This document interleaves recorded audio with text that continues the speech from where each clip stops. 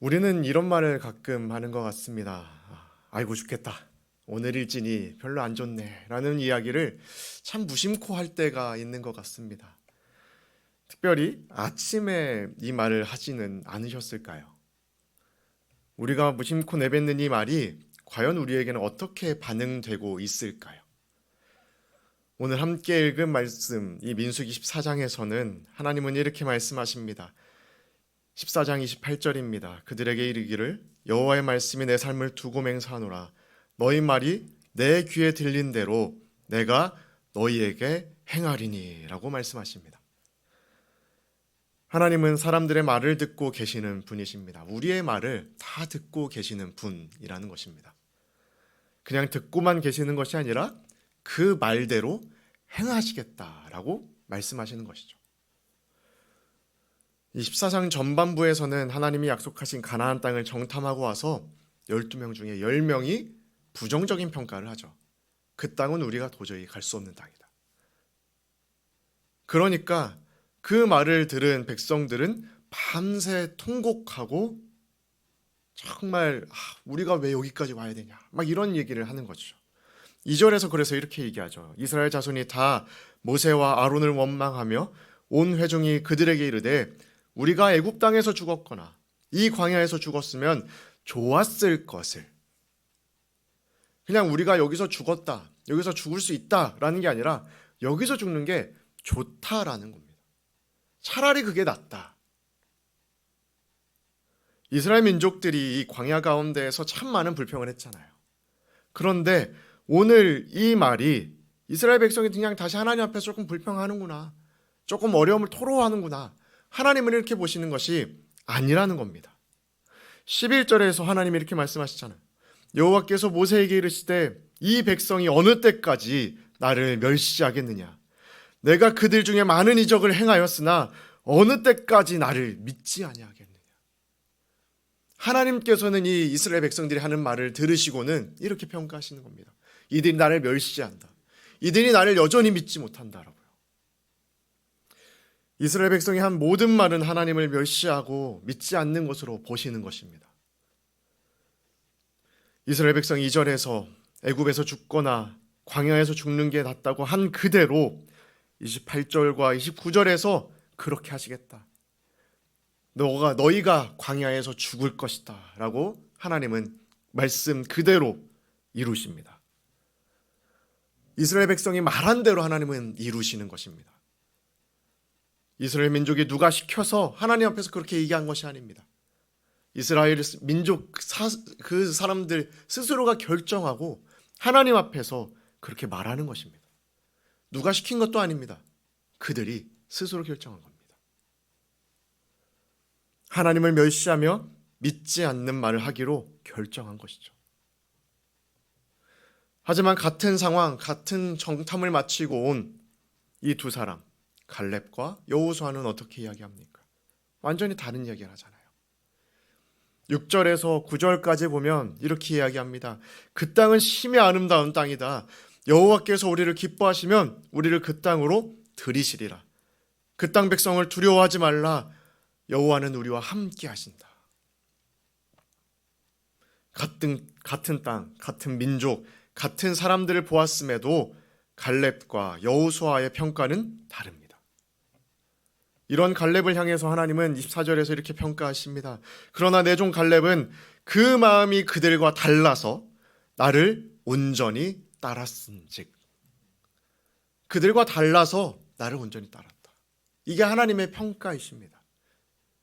그냥 단순히 그 땅이 좋습니다, 그 땅이 괜찮습니다, 우리가 들어갈 만합니다 한 게 아니라 우리가 하나님을 믿기에, 하나님께서 우리에게 그 땅을 주셨기 때문에 우리가 그 땅 가운데 들어갈 수 있습니다. 담대하게 고백한 것이 아닙니까? 하나님께서 보시기에 그냥 다른 말만 한 것이 아닙니다. 이 갈렙이 그 마음의 중심이 온전히 하나님을 향해 있던 겁니다. 그 말의 중심이 온전히 하나님을 믿는 그 믿음 가운데에서 행했던 것입니다. 하나님을 온전히 따름으로 이 담대함으로 고백했던 것을 하나님이 아시는 것입니다. 과연 갈렙이 단순하게 낙천적으로만 그 땅을 바라봤던 것일까요? 갈렙이 바라보던 그 땅을 그냥 갈렙이 좋아 보여요, 괜찮아 보여요 이렇게 얘기했던 것입니까? 그것이 아니잖아요. 군사적인 지식도 없고 상황을 판단하는 능력도 없는 것이 아니라 이 갈렙은 그 넘어 계시는 하나님의 능력을 믿었던 것입니다. 입술에서 믿음의 고백을 하고 나니 하나님은 약속하십니다. 다른 민족이 다 죽어도 너희는 그 땅에 들어가리라. 사랑하는 성도 여러분, 과연 우리는 우리의 삶 속에서 우리의 입술에서 어떤 말들이 터져나오고 있을까요? 어떤 말들이 우리를 지배하고 있을까요? 어떠한 말들을 하며 살아가고 있을까요? 하나님을 원망하는 언어는 하나님의 일을 믿지 않는 것이고, 믿음의 언어는 새로운 삶의 길을 열어가는 언어가 되는 것입니다. 원망하면 원망하는 대로 하나님은 일하십니다. 믿음을 고백하면 그 믿음대로 일하시는 분이십니다. 신실하신 하나님, 우리의 작은 신음까지도 응답하신 하나님이 우리의 말을 듣고 계시지 아니하시겠습니까? 예수님도 마태복음 12장에서 이렇게 말씀하십니다. 내가 너희에게 이르노니 사람이 무슨 무익한 말을 하든지 심판날에 이에 대하여 신문을 받으리니 내 말로 의롭다함을 받고 내 말로 정죄함을 받으리라. 구약의 광야에서도 신약의 예수님께서도 말씀하셨듯이 오늘도 하나님은 우리의 말을 듣고 계십니다. 그렇기 때문에 에베소서 4장 29절에서 말씀하시는 이 말이 우리에게 오늘 기억되어야 될 것 같습니다. 무릇 더러운 말은 너희 입 밖에도 내지 말고 오직 덕을 세우는 데 소용되는 대로 선한 말을 하여 듣는 자들에게 은혜를 끼치게 하라.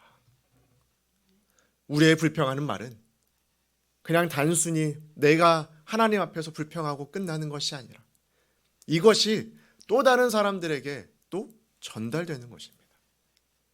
우리가 하나님 앞에서 믿음의 말을 계속한다면 우리가 함께 만나는 모든 이들이 하나님을 바라보는 그 믿음의 통로로서 우리가 서는 것일 것이고, 불평하고 하나님을 믿지 못하는 말을 한다면 우리는 하나님을 바라보지 못하게 하는 막아내는 통로가 되지 않겠습니까? 오늘 하루 이 말씀을 우리의 삶 속에서 기억하고 결단하여 온전히 오늘 하루도 하나님께서 기뻐하시는 말, 하나님을 믿는 이 믿음의 말을 하며 살아가는 오늘 하루의 모든 삶이 되시기를 간절히 소망하며 축복합니다. 하나님 감사합니다. 이 아침에 우리의 삶을 다시 한번 하나님 앞에서 점검하며 나아갑니다. 하나님, 우리는 어떠한 말을 하며 살아갑니까? 하나님 앞에서 과연 믿음의 말을 하며 살아갑니까? 아니면 여전히 불평과 불만만을 쏟아내고 있습니까? 오늘 우리에게 주신 이 말씀대로 오늘 하루 온전히 믿음의 말을 하며 살아가게 하여 주시옵소서. 우리의 입술을 통하여서 나오는 이 말을 통하여서 하나님을 모르는 이들이 하나님을 알게 하시고 하나님의 역사가 우리의 말을 통하여서 시작되는 귀한 믿음의 삶을 살아갈 수 있도록 인도하여 주시옵소서. 오늘 하루 우리가 함께 서로 사랑하는 말, 서로 세워주는 말을 하여 주 안에서 하나님께서 기뻐하시는 말만 하며 살아가는 귀하고 복된 삶이 되게 하여 주시옵소서. 우리의 말을 통하여서 일하실 하나님을 기대하며 나아갑니다. 하나님 함께하여 주시옵소서. 감사를 드리며 예수님의 이름으로 기도 올리옵나이다. 아멘. 오늘은 월요일로 교회와 각 기관을 위한 기도로 나아가기를 원합니다. 2026년 한 해 동안 여호와께 맡기라는 표현을 마음에 품게 하소서. 사랑하고 섬기며 기도하게 하시고 온 교회와 성도들이 모든 걸음과 길을 주님께 맡기며 주를 의지하게 하소서. 각 위원회와 협의부서들이 생명력 넘치는 사역을 하게 하시고 사역의 현장마다 선한 열매를 맺게 하소서. 그리고 지금 특별히 기도하며 준비하고 있는 신앙 대부흥성회와 이를 준비하는 릴레이 기도회를 위해서도 기도해 주시고 선교지와 선교사님들을 위해 기도하시며 가져오신 기도의 제목을 놓고 기도하시다가 평안히 돌아가시기를 소망합니다.